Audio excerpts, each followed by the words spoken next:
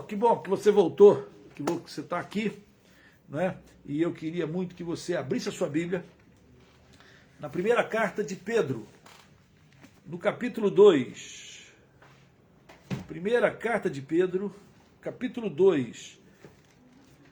Eu quero meditar com você nesse capítulo, e esse é um texto muito, muito forte, muito gostoso, muito especial, eu diria, do coração de Pedro, ou melhor, da iluminação do Espírito sobre Pedro, da direção bondosa do Senhor Jesus. Então, eu quero abrir meu coração com você nesta noite, meditando nesse texto.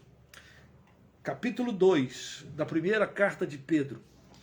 Tenho para mim que Pedro está aqui, depois que ele falou do poder do Evangelho, depois de falar que este é o Evangelho que nós temos crido, e esse Evangelho que nos alcançou, esse Evangelho que nós temos crido, é o Evangelho que foi planejado, eu diria, conhecido lá na eternidade, antes da fundação dos tempos. Esse Evangelho não foi um plano de última hora que Deus teceu para então nos alcançar. Não, o Evangelho, o sangue de Cristo já era conhecido com efeito antes, diz Pedro, antes da fundação dos tempos.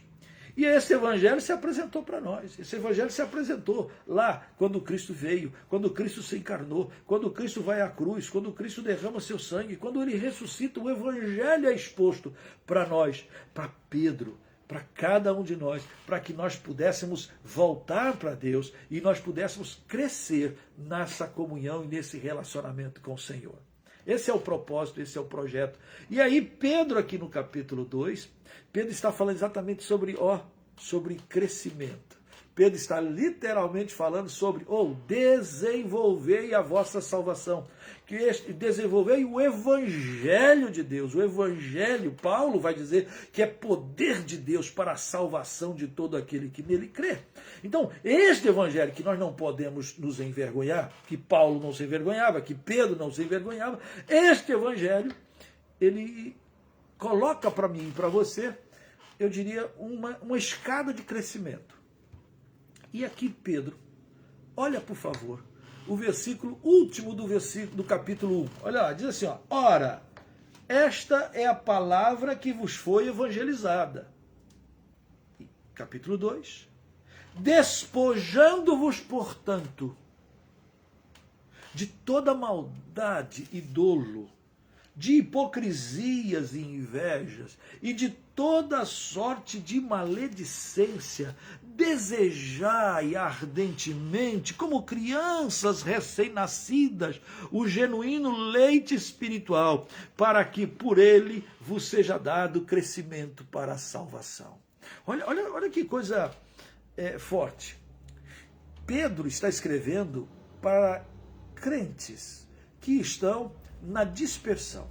Pedro está escrevendo para irmãos que estão, vamos dizer assim, como peregrinos, fora da sua pátria, fora da sua nação. E ao mesmo tempo, Pedro está dizendo, nós somos peregrinos mesmo, porque a nossa pátria não é aqui, a nossa pátria é lá. Então ele escreve para todos os cristãos, de certa forma. Só que quando começa no versículo 2, ele está falando um negócio que fica assim, será que tem crente assim?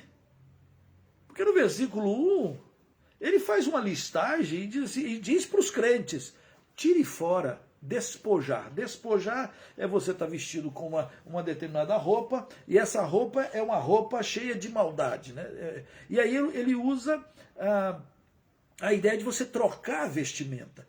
Joga fora o velho homem, a velha roupagem, despoje, tire fora. Isso aqui, a Bíblia diz que a gente deve detestar até a roupa contaminada com carne, e Pedro está dizendo, despojai-vos, troca essa roupa aí, tira. Você que é cristão, você que é crente, você que ama Jesus, você que valoriza o Evangelho, esse Evangelho que Deus pensou em você desde a fundação do tempo, das coisas, Deus pensou em você, Deus amou você e Deus buscou você. Né? Deus nos criou e nos buscou. Este é o Evangelho. Ele veio para buscar, salvar o que se havia perdido. Se você valoriza aquilo que Deus em Cristo Jesus fez por você, o que é que você tem que ser? Primeiro, então, aquelas coisas velhas, o velho homem, joga fora. E aí ele faz uma listinha. E aí você fica pensando, uau, que igreja é essa, né? Olha lá, despojai-os, portanto, de maldade. Maldade? Naquela época, parece que, naqueles irmãos que Pedro está escrevendo, parece que existia maldade. Maldade. Dolo. Dolo é aquele cara que faz maldade com intenção. Porque às vezes você faz maldade, você faz uma coisa ruim, mas você nem... Não, aquilo foi assim, acidental. Aquilo foi assim, não planejado. Mas o dolo é aquele negócio que você faz com a intenção de fazer. Com a intenção de fazer maldade. Com a intenção de ferir. Com a intenção de ofender. Com a intenção. Naquela igreja havia irmãos que praticavam coisas com dolo. Uau! E hoje também, não é? Despojai-vos toda forma de hipocrisia. Hipocrisia, você sabe. Hipocrisia é você transparecer algo que você não é. É você querer demonstrar alguma coisa que você não tem, que você não sente. Hipocrisia é quando você, vamos dar um exemplo grosseiro, você briga com a tua mulher, você briga com o teu marido, você briga lá, porque você fez, e briga. Mas aí chegou na hora de ir para a igreja, você vai para a igreja, vai brigando no carro, vai brigando. Aí quando chega na porta da igreja, você dá a mão aí. E aí entra na igreja, coloca uma máscarazinha, e entra na igreja sorrindo. E tá, a paz do Senhor, a paz, graças a Deus, etc. E você entra e não percebe que você está agindo de uma forma assim tão. Ou você quer transparecer uma coisa que você não vai ser. E por que a hipocrisia é ruim? Hipocrisia é ruim porque a hipocrisia é a tentativa nossa, malfadada, falível completamente, de querer tapear Deus, de querer enganar Deus, como se Deus não soubesse o que passa no íntimo do meu ser, do seu ser. Então aí a gente quer dar uma de João sem braço. E aí, será que Deus viu? Pô, gente. Por acaso há alguma coisa que Deus não saiba de mim nem de você? Do mais profundo do meu sentimento? Salmo 139 diz que a palavra não me chegou na boca e ele já sabe o que eu vou falar. Então quando eu falo uma palavra maldita, quando eu falo uma palavra falsa, é como se Deus sofresse duas vezes, né?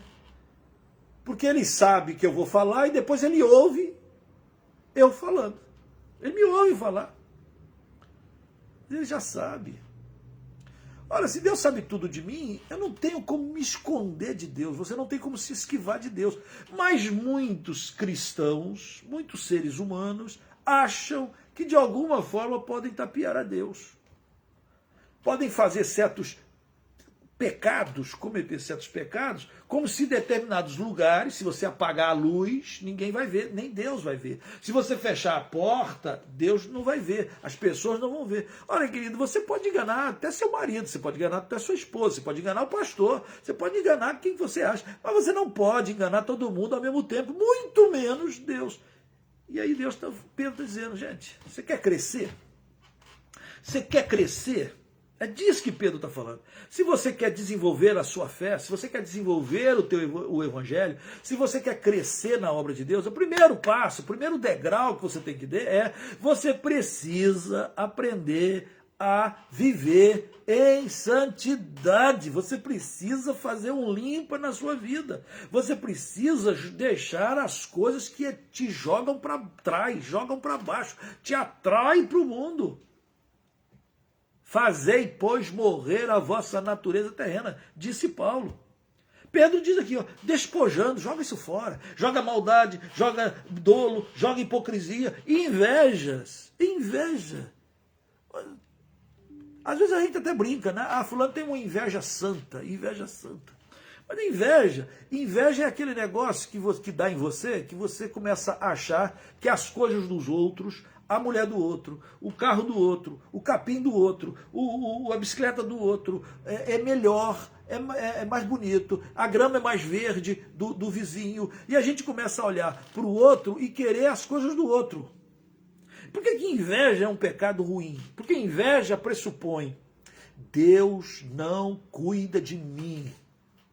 Ou Deus cuida mais do meu vizinho do que de mim.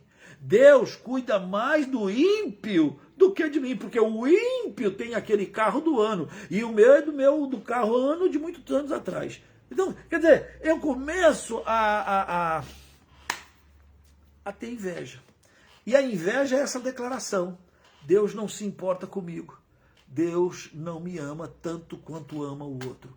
E isto é uma ofensa. Isso é uma ofensa. Porque Deus nos amou de tal maneira, Deus te amou de tal maneira, que vai derramar o sangue do seu único filho para perdoar, para rasgar o escrito de dívida que era contra mim, que era contra você, para me tirar da condenação eterna, para tirar você. Ele nos amou. Mas às vezes esse sentimento de inveja, de hipocrisia, de maldade, de comentários malignos, de maledicências, pensar e falar só asneira e besteira e maldades.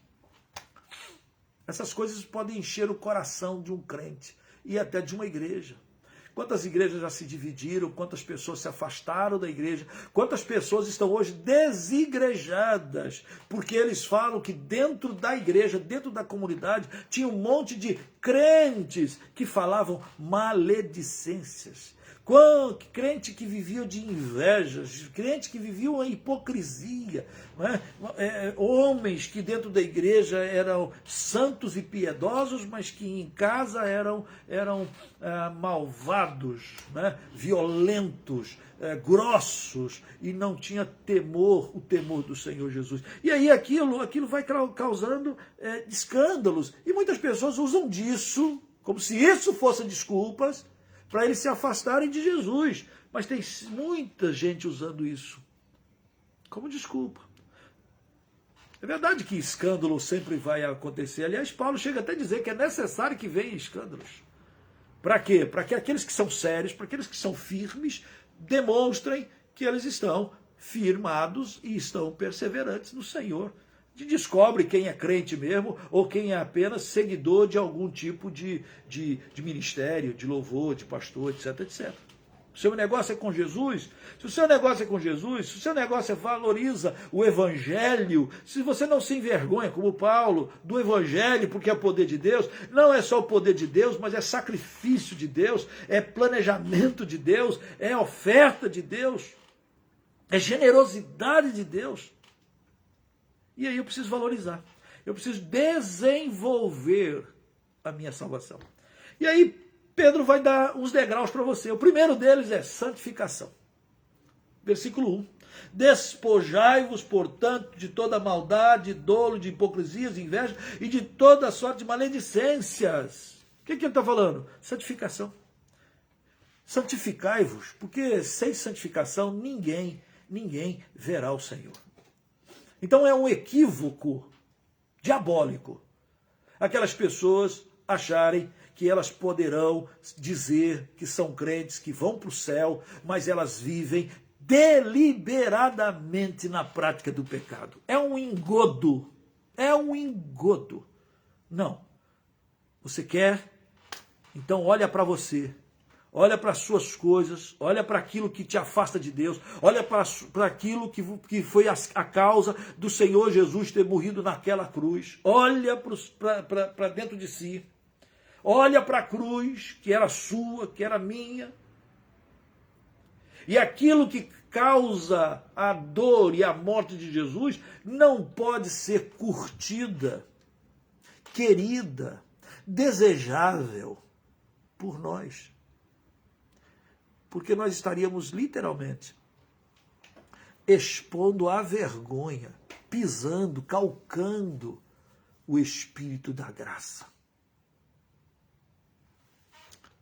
Então, o primeiro passo é: há em mim alguma coisa má? Ou está faltando alguma coisa em mim? Santo Espírito, vê se há em mim algum caminho mau. Algum. Quer crescer no Evangelho? Isto é, quer desenvolver? Quer ter maturidade? Olha para si. Santifica-me, Senhor. Purifica-me. Deixa, toma a tua atitude. Segundo degrau, segundo passo que Pedro vai nos conduzindo para nesse crescimento e nessa valorização do Evangelho, está aqui no versículo 2. O versículo 2 diz assim, ó: desejai, você se limpa, né? Você diz: Senhor, sonda-me, vê se há em mim algum caminho do mal, livra, você confessa e o sangue nos purifica, show. Versículo 2 diz: desejai ardentemente, como criança recém-nascidas, o genuíno leite espiritual, para que por ele vos seja dado crescimento, desenvolvimento, maturidade para a salvação. Foi muito... Fiquei muito feliz quando eu recebi uma foto da minha filha, quando o Joaquim nasceu. E logo depois ela mandou uma foto, ela toda plena, toda agora alegre, né? Depois que passa pelo momento do parto, mas agora ela estava amamentando. E aí tem uma foto do Joaquim ardentemente agarrado naquele mel. Ele se debruçava, ele queria o genuíno leite. O genuíno leite. Interessante, não é? Porque Pedro fala de genuíno leite. E o genuíno leite de uma mãe é aquilo que ela tem para dar. Ela já carrega consigo. Deus fez tudo bem feito. Ninguém ensinou para o Joaquim ou para nenhuma criança que ali, naquele determinado lugar, vai sair algo que, se ele sugar, sai. E sai algo que é um colostro, sai algo que é uma vitamina, sai algo que vai dar para ele imunidade, que vai satisfazê-lo. Quem disse para ele que, se ele se ajuntar aqui no seio da mamãe e ele fizer, dá uma sugada, vai sair? Por que ele não chega e afu? Não, ele chupa. E por que ele sabe onde é? Ele podia, de repente, pegar no cotovelo, na barriga. Não, ele vai no lugar certo. Quem ensinou isso? Como Deus é bom. E como ensina para nós essa busca ardente do genuíno leite espiritual. Oh, querido, preste bem atenção. O que Pedro está querendo dizer com isso? Está querendo dizer o seguinte: você precisa buscar o verdadeiro alimento, o verdadeiro leite espiritual. Você precisa crescer, você precisa buscar. Olha o versículo 4 que coopera com o nosso pensamento. Chegando-vos para ele, a pedra que vive, rejeitada assim pelos homens, mas para com Deus eleita e preciosa. Chegando-vos para quem? Para Jesus, que é a pedra. Chegando-vos, o leite genuíno é Jesus, é o verbo, é a palavra. Chegar para Jesus, querer se aprofundar de Jesus. Paulo vai dar um brado dizendo: ó, profundidade da riqueza, quem conheceu, quem compreendeu, profundidade de amor, como Deus é muito maior do que a gente imagina, ou como ele é muito mais gracioso do que nós aprendemos, ou como ele é muito mais poderoso do que nós conhecemos, ou como a sua palavra é muito mais profunda do que nós temos provado. Provai e vede que o Senhor é bom. Provai. E aí ele diz: busca o leite genuíno. Sabe por quê, querido? Porque tem leite que não é genuíno, sabia? Tem leite que é falso, né? Quando muitos bebezinhos, às vezes a mamãe tem problema, às vezes é um problema na cabeça, que acha que, sei lá, o seio, vai pegar isso, vai cair, vai murchar, e aí tem frescura para dar o leite. Algumas não, alguns têm problemas físicos, e aí a coisa empedra. Alguns falam assim, meu leite é fraco. Que raio de leite é fraco? Quanto mais o bebê chupa, mais leite vem. Olha que coisa preciosa. Então quando a criança busca ardentemente o leite, o seio da mamãe, mais leite vai vir. Deixa o guri mamar. Deixa vir. Quanto mais você buscar na palavra de Deus, quanto mais você sugar a palavra, mais palavra e mais profundidade Deus tem para dar. Você lê a palavra, lê. Quanto mais você lê, mais Deus tem para dar. A minha mãe, Dona Iracema, muitos conhecem. Dona Iracema tem um costume, já há mais de 20 anos, de todo ano ela lê a Bíblia. Todo ano, muito mais de 20 anos. Então, todo ano ela lê a Bíblia inteira. E ela vai me falando, eu estou em tal lugar, agora eu estou em tal lugar. E ela está indo. Quando ela termina, ela diz, terminei e tal. E o que é muito engraçado é que ela vem lendo a Bíblia já há muitos anos. Muitos anos. E todo ano ela fala um negócio engraçado. Ela fala assim, eu estou lendo um negócio aqui que eu nunca tinha lido. Não, nunca tinha lido? Não, ela leu. É porque toda vez que você lê a palavra tem mais para dar. E quanto mais a criança suga, quanto mais ela absorve, mais leite tem para dar. Leite genuíno. Leite genuíno. Mas você sabe que às vezes aí por fora as igrejas e certas pessoas, em vez de dar leite genuíno, que é a palavra de Deus, gosta de fábulas, gosta de historietas, gosta de coisas. E o pessoal gosta disso. Oh, que legal, olha que novidade, olha que coach lindo, olha que ideia boa. E vai bebendo. Em vez de beber leite genuíno, é leite de vaca. Leite de vaca. Leite de vaca só é genuíno para bezerro. Presta atenção no que eu estou falando. Leite de vaca só é genuíno para bezerro. Para recém-nascido, leite genuíno é da mamãe. Né? É leite genuíno. Você nasceu de novo, você entregou sua vida para Jesus, volta para a palavra, vem para a palavra, proclama a palavra, suga a palavra, medita na palavra. Eu sei que esses nossos estudos são até muito difíceis. Eu falo aqui 40, 50 minutos, mais até. E nós estamos na época do vídeo que a gente aguenta só TikTok, aquele negócio de 10 segundos, 30 segundos. Quando é um videozinho rápido, quando demora mais de um minuto, você fala, que coisa demorada. Você não tem paciência para estudar a palavra. Você não tem paciência para beber o leite genuíno. Para se aproximar de Jesus. Para se achegar a Ele. Para abrir seu coração para Jesus. Para abrir seu coração para Ele, contar para Ele, e falar com Ele, e orar. E bater papo. Cheguemo-nos para Ele. Chegando-vos para Ele. Ficar próximo, perto de Jesus. Em outras palavras, perto da palavra. Porque Jesus é o Verbo. É o Verbo. É a palavra encarnada. A Bíblia é preciosa porque a Bíblia é a palavra de Deus. As palavras de Jesus estão aqui, aquilo que Deus quer para você e para mim. Cresça nela. Sem você meditar na palavra, você não tem fé. Eu quero ser um grande homem de Deus, uma grande mulher de Deus, mas sem palavra, sem chegar ao verbo, sem chegar a Jesus e deixar a palavra falar contigo, porque não é uma letra morta, não é para você ler a Bíblia como você lê um livro, um romance qualquer, um livro qualquer. Não, não é um livro qualquer. É boca de Jesus. É palavra de Jesus. É Jesus. Deixa a palavra de Jesus falar e vai deixando essa palavra moldar seu coração. Mas sem palavra não tem fé, porque diz a palavra. A fé vem por ouvir e ouvir a palavra de Deus, o verbo, Jesus. A palavra. Achegamos. Você sabe que o diabo às vezes luta com você, você não vem para o culto de estudo bíblico, você não vem para o culto de escola dominical, você não vem para um culto à noite, você não lê a Bíblia em casa, de repente você não lê a Bíblia em casa, de repente você até esqueceu onde você botou a Bíblia.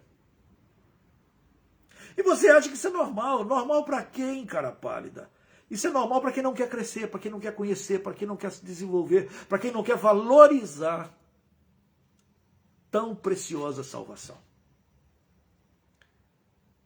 Então, se eu quero, e se eu amo, e se eu creio, eu chego para Jesus e eu medito na palavra. Primeiro degrau, santificação. Santificai-vos, porque amanhã o Senhor fará maravilhas. Segundo lugar, se achegue para a palavra, se achegue para Jesus. Chega para Jesus e fala para ele: Senhor Jesus, quero falar contigo. Ora, conversa com Jesus. Senhor Jesus, me ensina. Senhor Jesus, ouve minha dor. Derrama-te diante dele. Chora, se alegra, exulta, obedece, pratica. Coloque em prática aquilo que tem ouvido a palavra, que nós não sejamos apenas ouvintes, mas praticantes da palavra. E quanto mais você meditar na palavra e ouvir a palavra, essa palavra produz em você e em mim fé abundante para a gente poder crescer e desenvolver no Senhor.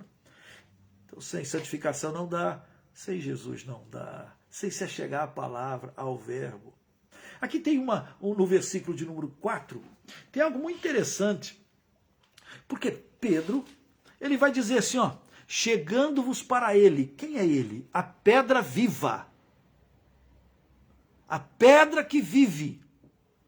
Rejeitada sim pelos homens, mas para com Deus eleita e preciosa. No versículo 5, também vós mesmos, como pedras que vivem, sois edificados, casa espiritual para ser de sacerdócio santo, a fim de oferecer sacrifícios agradáveis a Deus, por intermédio de Jesus Cristo. Então, quando ele está falando de pedra viva, é ele, é Jesus. Acho eu aqui que Pedro está pensando naquele capítulo lá em Mateus 16, deixa o seu dedinho aqui em Pedro, vai lá em Mateus capítulo 16, tem um momento que Jesus está conversando com Pedro e com os apóstolos, e que hoje é muito mal entendido, e algumas pessoas vão dizer, não, Pedro é a pedra, e daí Pedro é o apóstolo, Pedro é o primeiro papa, e aí começa a criar um monte de celeuma, por causa desse texto aqui, ó, por causa do capítulo de número 16 de Mateus. Vai lá, dá um pulinho lá, segura Pedro, voltaremos. Porque é interessante Pedro, ao escrever a carta, ele reafirmar que a pedra não é ele. A pedra viva é ele, é Jesus. Ele é a pedra, que é rejeitada pelos homens, mas para com Deus eleita e preciosa. É bom a gente ouvir aqui, e aí a gente pode ler o que aconteceu lá.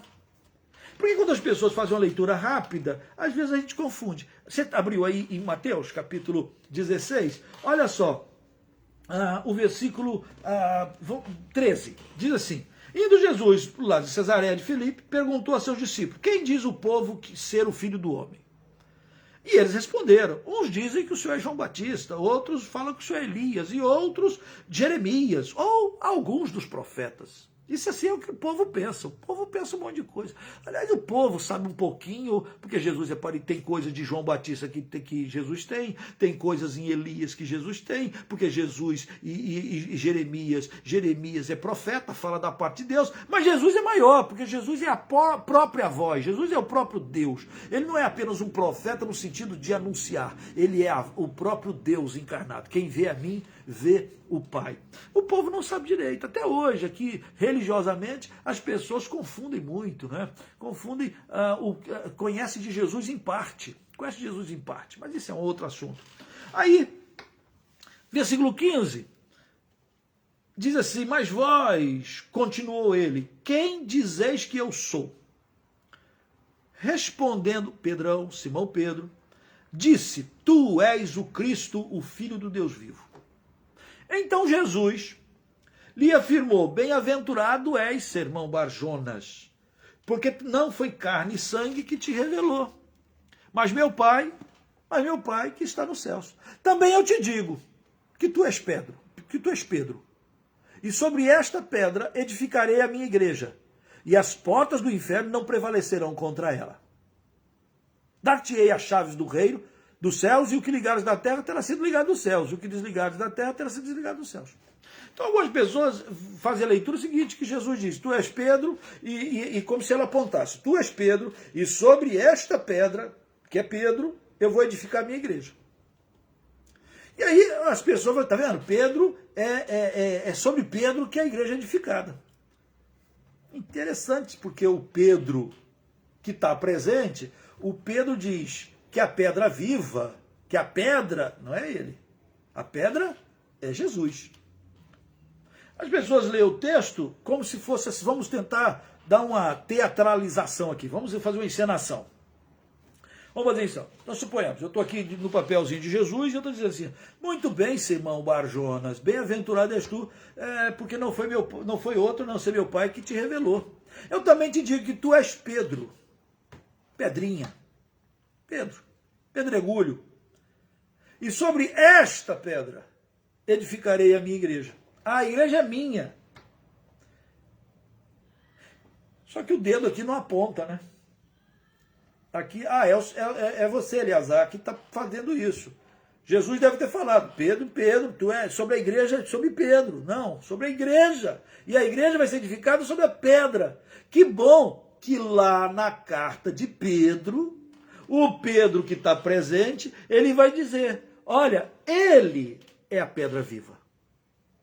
Nós temos que nos achegar a ele, não a Pedro. Né? Se Pedro fosse a pedra, Pedro fosse, gente, vamos todo mundo lá para casa, porque lá eu vou fazer um momento assim, porque a igreja que Jesus mandou edificar, e etc. Não, Pedro está dizendo, não, é com Jesus. Ele é a pedra viva. Ele é a pedra viva. Pedro que está presente, Pedro que está olhando para Jesus, Pedro que está na conversa, Pedro identifica e diz, eu não, ele. E nós temos que chegar para ele. Ele é a pedra viva. Volte para Pedro. Volte lá para Pedro, onde nós estávamos. Volta lá. Né? Olha lá. Olha como é que Pedro vai fazendo a gente crescer. Chega para Jesus. Ele, então, é a pedra viva. Eleita e preciosa. Vamos chegar para Jesus, foi ele é escolhido, é precioso, o sangue dele é precioso, nós fomos comprados com o precioso sangue do Cordeiro, sem defeito, sem mácula. Chega para Jesus, se aconchega em Jesus, chora, ri, derrama, quebra o vaso de alabastro sobre Jesus, investe no seu corpo, na sua igreja, investe em Jesus, usa, gasta a sua vida, porque você quer crescer neste evangelho. Pedro está nesse crescimento, chegando-vos para ele, chegando-vos em santidade para ele. Mas sabe, há um novo degrau para ser alcançado aqui. E aí aqui, olha comigo, no versículo 5, Pedro fala algo mais gostoso ainda. Ele fala uma coisa fantástica. Eu tenho que me santificar, eu me aproximo da palavra, da Bíblia, da igreja, de Jesus, eu me achego a ele. Mas sabe no versículo 5, olha o que brota. Também vós mesmos, diz Pedro, como pedras que vivem, sois edificados casa espiritual, para ser de sacerdócio santo. Olha o que Pedro fala, olha que coisa pérola. Jesus é a pedra angular. Ele é a pedra que os construtores erraram. E alguns tropeçam. Muitos tropeçam. Mas a pedra que é viva, ela nos vivificou. E transformou o Pedro, o Simão, numa pedra que vive. Mas não a pedra que vive. Há uma diferença. E ele transformou a você que está me ouvindo, que já entregou sua vida para Jesus, você também é uma pedra que vive. Eu sou a pedra que vive. Pedro é uma pedra que vive. Aqui, Gabriel, outra pedra que vive. E aí, ele diz que, olha só, vós também, como pedras que vivem, sois edificados. Casa espiritual. O que Pedro está falando, gente? Você sabe que um monte de tijolos não formam uma casa. um monte de pedra, muitas pedras amontoadas, não significam nada a não ser um monte de pedras.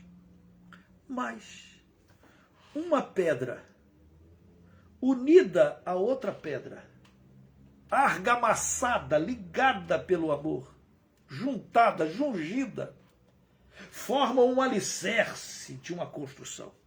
Um tijolo que se junta a outro tijolo, que junta a outro tijolo, vai subindo e vai subindo o edifício, as paredes, que vão ser a casa, a sustentação. É disso que Pedro está falando, que eu, Eleazarzinho aqui, eu sou uma pedra que vive. Eu não sou a igreja. Eu sou uma pedra da igreja, eu sou um tijolo, eu sou uma parte. Se eu estiver ligado nesta igreja, Pedro está dizendo que se você quer desenvolver a sua salvação, se você quer crescer, você tem que entender e desenvolver isso na comunidade, no corpo. Esse negócio de dizer assim, eu sou crente, é melhor eu ficar em casa, eu fico em casa lá sozinho, porque lá na igreja tem muito hipócrita, tem muito falso, tem muito 7-1, tem muito isso, aquilo, outro, tem muita gente preguiçosa, então é melhor eu ficar em casa. Você vai ser uma pedra. Entendeu? Uma pedra. Eu não estou nem dizendo que você não é crente, não estou dizendo isso, estou dizendo que você é uma pedra. Que legal, uma pedra viva. Uma pedra viva que não serve para nada. Uma pedra viva que não se une a outras pedras vivas. Uma pedra viva que não se ajunta, não se une, não cresce, não se identifica, não cria e não desenvolve aquilo que Deus tem para você e para mim. A igreja é um edifício. A igreja é como um corpo também. Paulo vai usar a figura de corpo. Pedro aqui fala de uma construção, de edifício.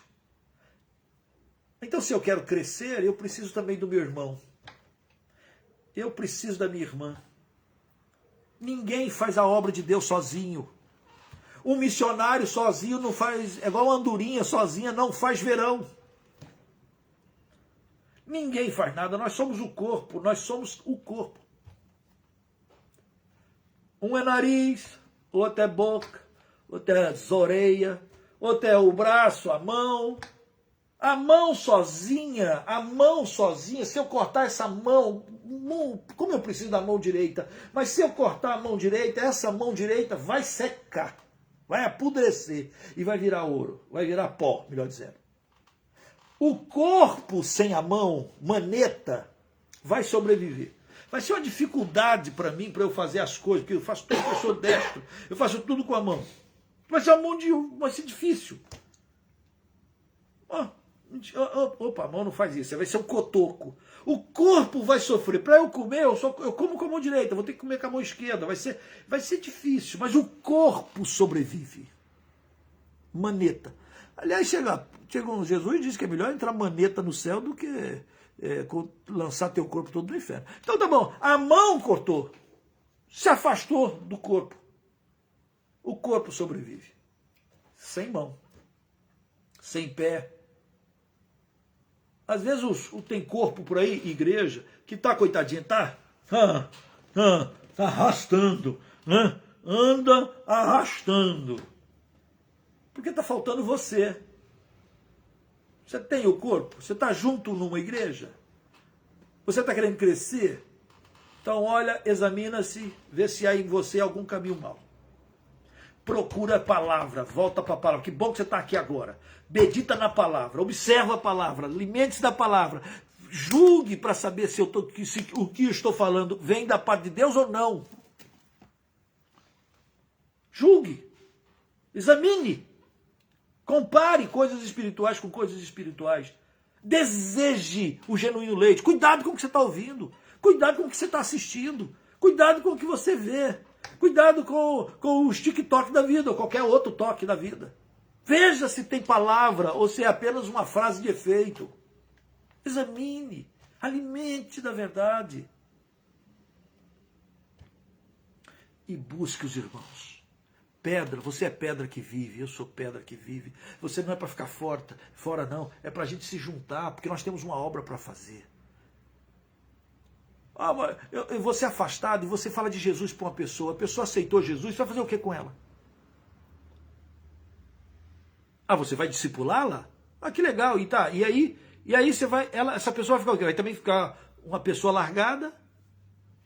Ah, você vai abrir uma igreja, uma célula na sua casa? Ah, legal. Não, não. Vai deixá-la solta, abandonada, você vai gerar filhos para se virar menores abandonados? É na igreja, querido. Ah, mas na igreja tem problema? Claro que tem problema. Claro que tem. Igreja perfeita só no céu. E tem problema porque eu e você estamos nela, né? Mas se eu quero crescer, eu preciso dos dons dos meus irmãos. Ninguém tem todos os dons. Eu preciso estar com os meus irmãos. Eu preciso de gente que ore por mim. Eu preciso de gente que me console, conforte, me exorte, puxe a orelha, me abrace. A palavra de Deus diz que a gente deve chorar com os que choram, alegrar com os que se alegram. Mas eu sozinho, eu sou um poço de egoísmo. Não. É na igreja, é na comunhão que a gente cresce. Crescer nele, crescer para a salvação.